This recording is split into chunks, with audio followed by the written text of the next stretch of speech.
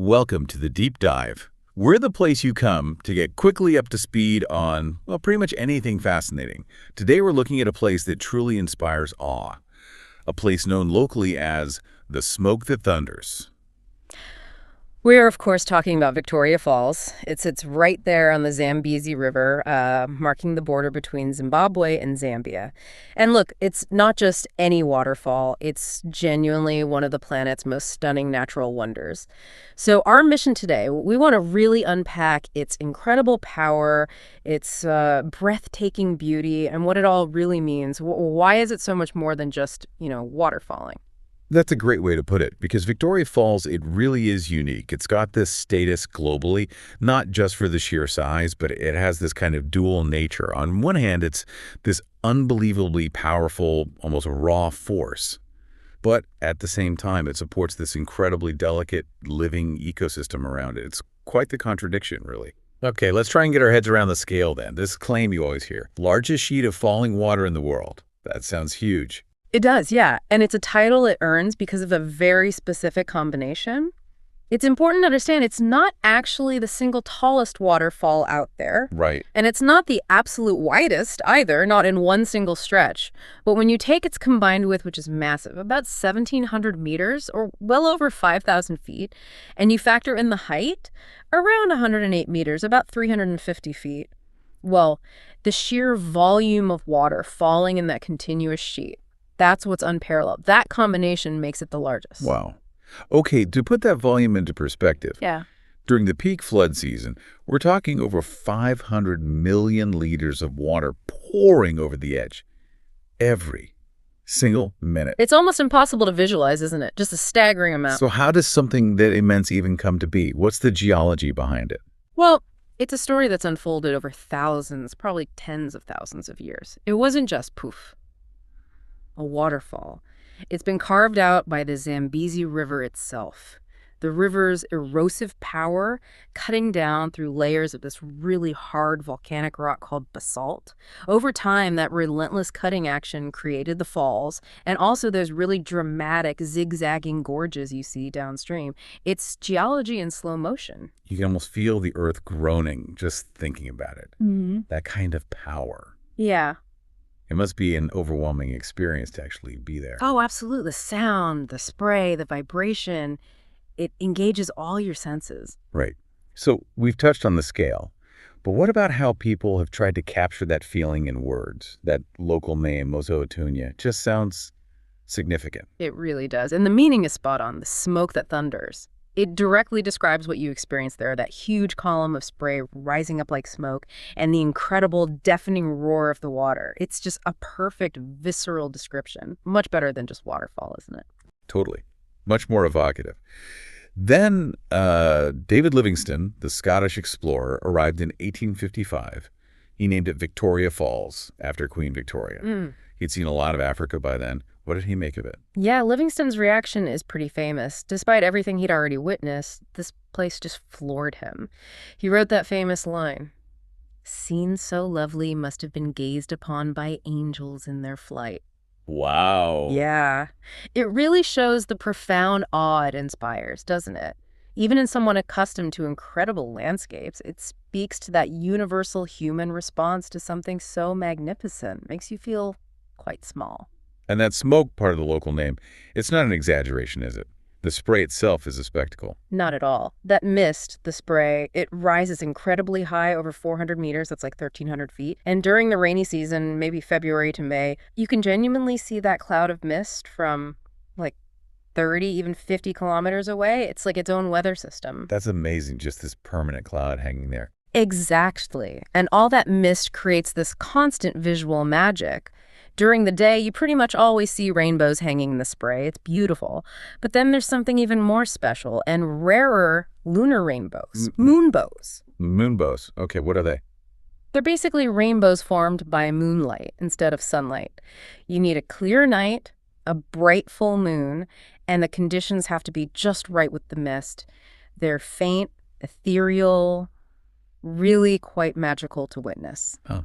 I didn't even know that was the thing. Yeah. And the falls themselves, they're not just one big curtain of water, are they? They're broken up. That's right. They're divided by these rocky islands or outcrops on the lip of the chasm. So you get distinct sections. There's the Devil's Cataract over on one side, then the main falls, which is the biggest section, Rainbow Falls at the highest point, 108 meters, and then the Eastern Cataract on the Zambian side. Does seeing those different sections change how you perceive the power? Definitely. Each gives you a slightly different angle, a different feel. Devil's Cataract feels particularly ferocious. Main Falls gives you that sense of overwhelming volume. Rainbow Falls, well, the name says it all. And the Eastern Cataract offers wider views, though sometimes it's obscured by all that smoke. I mean, spray. Right, the smoke that thunders. Okay, so it's this geological giant. But you mentioned ecosystems earlier. How does something so powerful actually support life? Seems counterintuitive. It does, doesn't it? But that constant water and spray are key. The falls are protected by national parks on both sides, Mosi-oa-Tunya in Zambia and Victoria Falls National Park in Zimbabwe. Ah, okay. So these parks act as buffer zones. Exactly. They're crucial for protecting the incredible biodiversity that actually thrives because of the fall's unique environment. They safeguard this whole interconnected system. And the wildlife sounds amazing. You mentioned elephants, buffalo. Oh, yeah. Elephants, buffalo, giraffe, lots of different antelopes. You'll find crocodiles in the river, hippos lounging in the calmer stretches above the falls. It's a really vibrant area for large African wildlife. And birds, too. Absolutely. It's a fantastic birding spot. Over 400 species recorded. You've got the iconic African fish eagles, lots of colorful kingfishers zipping about, herons. The constant spray means lots of insects, which means lots of food for birds. But the most mind-bending thing, for me, is this idea of a rainforest created by the spray in an area that's otherwise, what, savanna? That's precisely it. It's one of the most remarkable features. Because of that constant mist right next to the falls, you have this narrow strip of land that is essentially a rainforest. Think about it. It's one of the very few places on Earth where it effectively rains every single day of the year, thanks to that spray. Wow. Nonstop rain. Pretty much. And that supports unique plants, special types of ferns, palms, other species that you just don't find in the surrounding drier areas. They've adapted to this perpetual moisture. It's a little pocket ecosystem. Incredible. So it shapes the land, shapes the life around it. What about the human connection? How have people related to this place over time? Well, as we touched on with the name, it's held deep spiritual significance for local communities for a very, very long time. It's often seen as a sacred place, connected to ancestral spirits. Traditional ceremonies have been held near the falls for centuries. It's woven into the cultural fabric of the region. And that importance is recognized globally, too, right? With the UNESCO listing. Yes, exactly. It became a UNESCO World Heritage Site back in 1989. And that designation acknowledges both its incredible natural value and its cultural heritage. Yeah. It's a site for all humanity. Which brings us to today. It's obviously a huge tourist draw now. Oh, massively. It's one of Africa's absolute top attractions. People come from everywhere, partly for the sheer beauty, but also increasingly for the adventure activities. Right, the adrenaline stuff. But first, just viewing it, you mentioned the two countries. Is the view different from Zimbabwe versus Zambia? It is quite different, yeah. Generally speaking, the Zimbabwean side offers more of the big panoramic views where you can see a larger extent of the falls face on. The Zambian side tends to offer closer encounters. You can get right up near the edge in places, really feel the spray, hear the roar more intensely. It's more visceral, maybe. And Zambia has that crazy devil's pool thing, doesn't it? Ah, yes, the Devil's Pool. It's quite something. It's a natural rock pool right on the very lip of the falls on the Zambian side. During the dry season, when the water level is lower, you can actually swim in it. There's a submerged rock barrier that stops you going over, but you are literally inches from the drop. That sounds terrifying and exhilarating, I suppose. It's definitely not for the faint of heart. But it's a truly unique perspective. And if swimming at the edge isn't enough, there's more extreme stuff. Oh, yes. The Zambezi below the falls offers some of the world's best whitewater rafting. We're talking grade V rapids, serious stuff. Grade V, that's intense. Very intense. Then there's bungee, jumping off the Victoria Falls Bridge. That's a 111-meter plunge. Zip-lining across the gorge, and those helicopter flights, the Flight of Angels, give you an incredible bird's-eye view of the whole system, the falls, the gorges. So you can have heart-stopping thrills Yep. or something calmer. Absolutely. For a complete contrast, you can take a sunset cruise on the Zambezi above the falls. It's peaceful, beautiful. You see wildlife along the banks as the sun goes down. A totally different vibe from the thunder downstream. It offers the whole spectrum. And that bridge you mentioned, the Victoria Falls Bridge, it's historic too, isn't it? It is. Built back in 1905, it's an impressive piece of engineering in its own right. And yeah, it serves as that key road and rail link, the border crossing between Zimbabwe and Zambia right there over the gorge. Fascinating. Now, you mentioned the dry season for Devil's Pool, so the falls must change quite dramatically through the year. Hugely. The seasonal difference is profound. You really get two very different experiences depending on when you visit. Okay, so take us through it. Rainy season first. Right. So the rainy season peaks around February to May. That's when the Zambezi is in full flood. The volume of water is just immense. The power is incredible. The roar is deafening. But the spray, well, the spray can be so thick it actually hides large parts of the falls from view. It's more about feeling the power than seeing every detail sometimes. Right, the smoke that thunders is really living up to its name then. Exactly.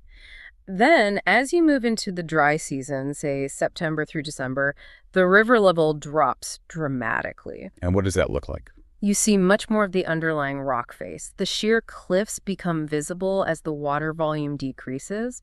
On the Zambian side, some sections might dry up almost completely. It's a starker, more geological view in a way. You really appreciate the scale of the rock structures. The whole character changes. Completely. And as we said, that dry season is when things like Devil's Pool become accessible, or you might even be able to walk on parts of the exposed riverbed near the edge. It just shows how dynamic it is.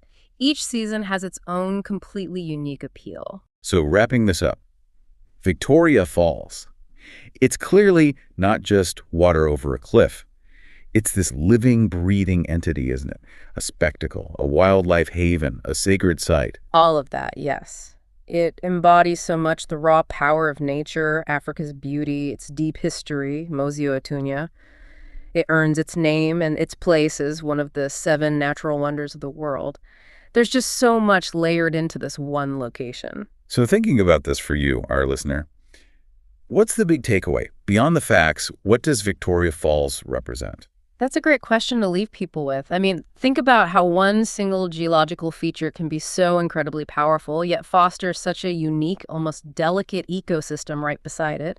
How it can shape human history and spirituality for centuries and now be this hub for global adventure. It makes you wonder, doesn't it? About our relationship with these immense natural forces and maybe about the responsibility we have to protect places like this, these truly irreplaceable wonders. What else are we missing about the power of nature around us? A powerful thought indeed. Maybe it's something you need to experience for yourself. We certainly hope this deep dive has given you a sense of why the smoke that thunders continues to capture the human imagination.